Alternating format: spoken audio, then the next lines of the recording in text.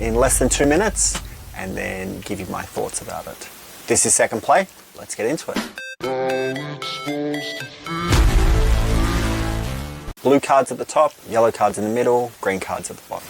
Then you put tokens on each side, different tokens for different player count. You'll also add nobles. With each noble, you need to get a set of these cards. When you purchase a card, the numbers up at the top show how much that card is worth in terms of victory points at the end of the game. The aim of the game is to get to 15 points. I just won 250,000. I'm not joking. On your turn, you can do two things. You can pick up tokens or you can purchase a card. Picking up tokens, there are 3 options. You can pick up 3, they all have to be different. 2 of the same color if there's 4 or more, or 1 reserve token, and that means that you can reserve a card that you can buy later.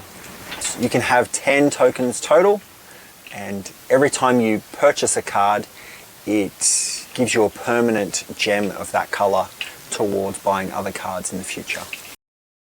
It is simple. You can teach it to people in 2 seconds. That's the game. I play a lot of 2-player, but you can play 3 or 4 players. You either love or hate Splendor.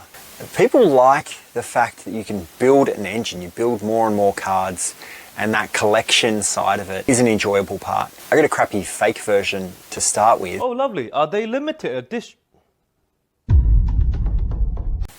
And the tokens were like plastic and really average, and I was like, this is a good game in terms of what the structure is. And then when I purchased an official one, the tokens are just so much nicer. It's like poker chip. There's all those tricks with poker chips that you can do. Playing with them actually is an amazing part of this game. Movember, and it's where you grow a moustache, and it helps support and bring recognition to men's mental health and how important it is men being able to talk about what's happening for them.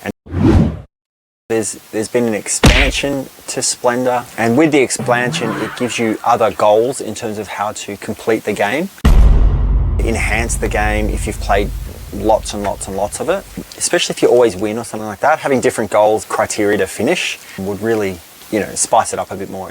Look, it's a spicy bowl. I played it online all through lockdowns, back in the day. There's a Marvel version of the game. Now, I thought this could just be a reskin. I thought it would be really amazing just being a reskin, but they actually tried to do a couple of extra things as well. In terms of changing it, the game's pretty tight and sharp as it is, so needing to change much, might have been unnecessary. If you've liked this video, like and subscribe. What comes next? Splendor Duel. It's time to duel! And this one looks very interesting in terms of the differences with how it plays. You don't just pick tokens from what's available in the pool, you actually select them off a grid format. There's other tokens that you can have. I can't remember what they're called off the top of my head. So I didn't feel any white privilege. I know some people had it. But they give you options of doing something at the start of your turn.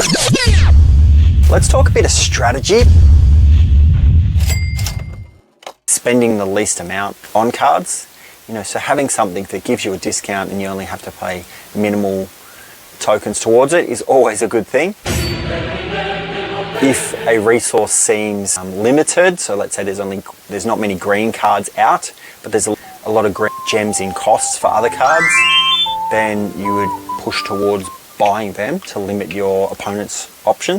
Watching what other people are going for and then reserving those cards. I love that. Yes, it limits you and takes one of your turns, but also it gives you the benefit of having that wild that you could use towards something else. I'm watching you, Wazowski. Always watching. Stay amazing. Thanks for watching.